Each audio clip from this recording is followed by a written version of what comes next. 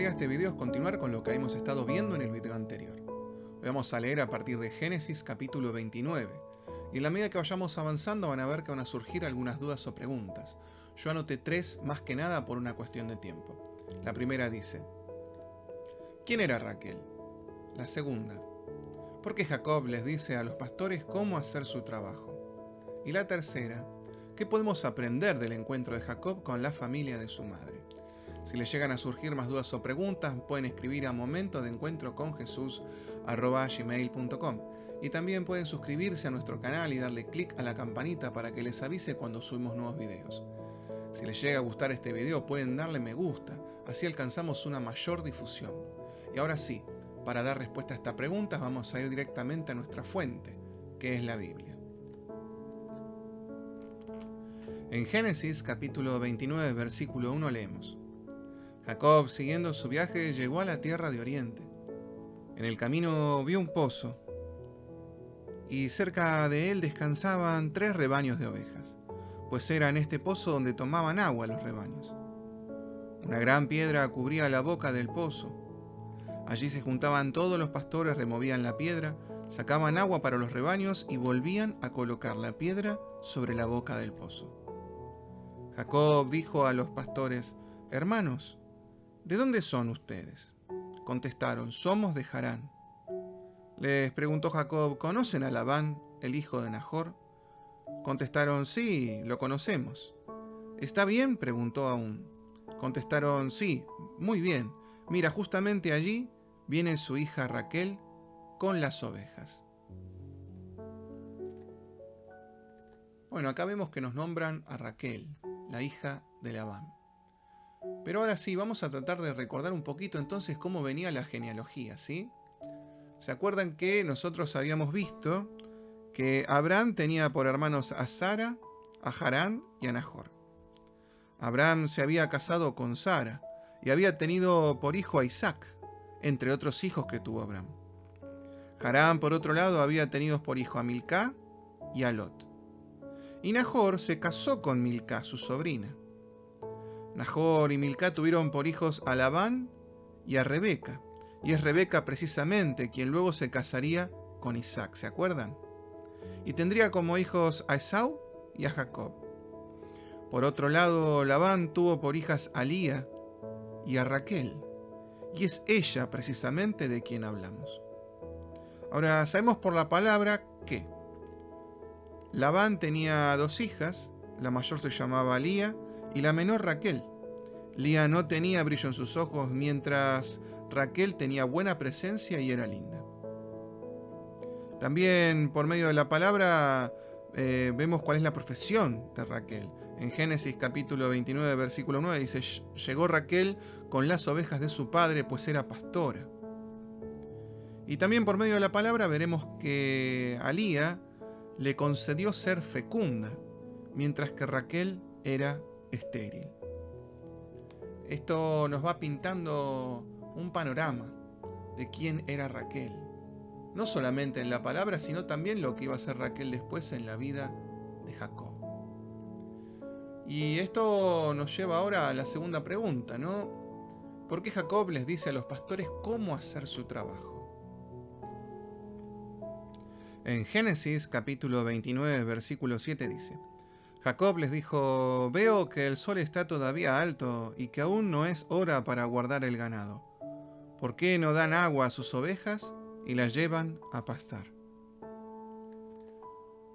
Vemos que ni bien se presenta Jacob en estas tierras, se empieza a decirle a los pastores cómo deben hacer su trabajo. Normalmente cuando uno va a un lugar desconocido, no se pone a dar consejos sobre cómo los demás deben hacer su trabajo. Uno observa y en señal de respeto espera a ser consultado para dar su opinión. Pero vemos que a Jacob no le hace falta esperar a nadie, porque de hecho, sin que nadie le pregunte, empieza a dar sus opiniones. Y uno podría pensar, ¿lo habrá hecho con la intención de demostrar que sus consejos son útiles y por lo tanto él quería ver si encajaba bien en todo este lugar? ¿O lo hizo por el hecho de que él cree de sí mismo que es capaz de resolver las cosas mejor que los demás? Para saberlo debemos seguir leyendo. En Génesis capítulo 29, versículo 8 dice: Los pastores respondieron: No podemos hacer esto hasta que no se junten todos los rebaños y se haya sacado la piedra de la boca del pozo. Entonces damos de beber a las ovejas. Todavía estaba Jacob hablando con ellos cuando llegó Raquel con las ovejas de su padre, pues era pastora. Apenas Jacob vio a Raquel, hija de Labán, hermano de su madre, se acercó al pozo, movió la piedra de la boca del pozo y dio agua a las ovejas de Labán. Nosotros ya hemos hablado del valor del agua en el desierto. No solo es importante encontrarla, sino también cuidarla. Por esta razón los pastores esperaban a reunir todos los rebaños y recién ahí sacaban la piedra que cubría el pozo. Remover constantemente la piedra de este llevaba a exponer el agua a que se ensucie con material que viniera de afuera del pozo. Por otro lado, si se sacaba agua en cualquier momento, el agua se hubiera encontrado en constante movimiento, evitando que las impurezas decanten en el fondo. Y entonces aparece Raquel, a cargo del cuidado del rebaño de su padre. En cuanto Jacob, sin que nadie le dijese nada, la vio, le dio de beber a los animales de Raquel, contra la costumbre de esperar a todos los rebaños.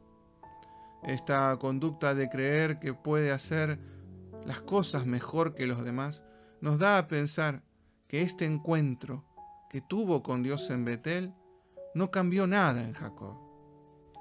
Sin embargo, basta con seguir leyendo un poco más para darnos cuenta que ese encuentro que tuvo Jacob con Dios en Betel fue el puntapié que lo cambió todo. Y esto nos lleva a la tercera pregunta: ¿qué podemos aprender del encuentro de Jacob con la familia de su madre? En Génesis capítulo 29, versículo 11 leemos: Jacob besó a Raquel y estalló en fuerte llanto. Cuando uno lee esto, nos da la sensación de que tal vez esta reacción es un poco exagerada por parte de Jacob. Sin embargo, para comprender esta reacción tenemos también que tratar de analizar un poco el contexto, ¿no? De qué manera llega Jacob a este lugar. Nosotros habíamos visto que él había salido de su casa y a pie recorrió hasta Harán 800 kilómetros. Lo hizo con lo puesto, no llevaba más que lo que tenía encima. Atravesó lugares inhóspitos y lo hizo sin tener la certeza de poder encontrar a la familia de su madre, ya que no era como ahora, que uno puede llamar antes de llegar para saber con lo que se va a encontrar. Por eso su alegría al saber que Labán vivía y que estaba en presencia de su hija lo desbordó. Y además le confirmó aquello que Dios le había revelado en Betel. Comenzó a darse cuenta que aquí se empezaba a cumplir esa palabra. En Génesis capítulo 28, versículo 15, Dios le había dicho: Yo estoy contigo, te protegeré a donde quiera que vayas, y te haré volver a esta tierra, pues no te abandonaré hasta que no haya cumplido todo lo que te he dicho. Jacob, que había visto cómo su vida se complicaba a partir de la mentira, comprendió que se había encontrado en Betel con la verdad. ¿Y cómo lo sabemos? Fíjense lo que sucede después. En Génesis capítulo 29, versículo 12 dice: Jacob hizo saber a Raquel que era hermano de su padre e hijo de Rebeca, y ella fue corriendo a decírselo a su padre. Apenas supo Labán que Jacob era el hijo de su hermana, corrió a su encuentro, lo abrazó, lo besó y lo llevó a su casa. Jacob contó a Labán todo lo que había ocurrido. Aquí sucede algo que pasa casi por desapercibido, pero que es fundamental en la vida de Jacob. Él se encuentra con la familia de su madre y nos dice que le contó a Labán todo lo que había sucedido. Vemos que optó por la verdad, a riesgo de que la familia de su madre no lo acepte. Convengamos que uno no anda contando sus debilidades ante personas que recién conoce, y menos cuando se trata de engaños, como los que carga Jacob. Sin embargo, él lo hace, ya que ese encuentro que tuvo con la verdad en Betel le dio coraje, lo hizo madurar, porque la palabra a nosotros nos dice en Efesios capítulo 4, versículo 14. Entonces no seremos ya niños a los que mueve cualquier oleaje o viento de doctrina o cualquier invento de personas astutas, expertas en el arte de engañar. Estaremos en la verdad y el amor, e iremos creciendo cada vez más para alcanzar a aquel que es la cabeza, Cristo. ¿Y cómo resultó esto? En Génesis capítulo 29, versículo 14 leemos, y Labán le dijo, en verdad tú eres carne y huesos míos. Y Jacob se quedó allí con él durante un mes. A veces nos pasa de tener un encuentro con Dios y sentir que debemos ver cambios ya, de manera inmediata.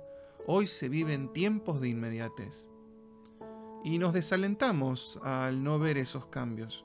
Incluso llegamos a dudar de ese encuentro que tuvimos con Dios.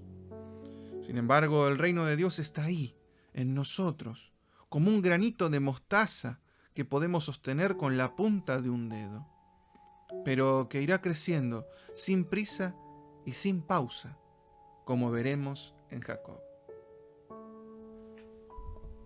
Por eso, ahora sí, para ir terminando, vamos a pedirle al buen Dios que renueve nuestro encuentro con Él, nuestro encuentro con la verdad, y que no permita que caigamos en el desaliento de pensar que a pesar que Jesús está en nuestra vida, no hemos cambiado nada. Los cambios importantes no ocurren normalmente de la noche a la mañana, sino fíjense lo que pasó con los apóstoles. Ellos estaban todo el tiempo en presencia de Jesús y sin embargo vemos cómo muchas veces surge el hombre viejo y no tanto el hombre nuevo entre ellos. Pidámosle a Dios también que nos permita ser pacientes para permitir que este reino de Dios germine en nosotros, como lo hizo en Jacob, y de alegrarnos también como pasó con él, cuando nos demos cuenta que a pesar de nuestras imperfecciones, el reino crece en nuestro interior día a día. Esto ha sido todo por este video. Nos vemos en el próximo. Que Dios los bendiga.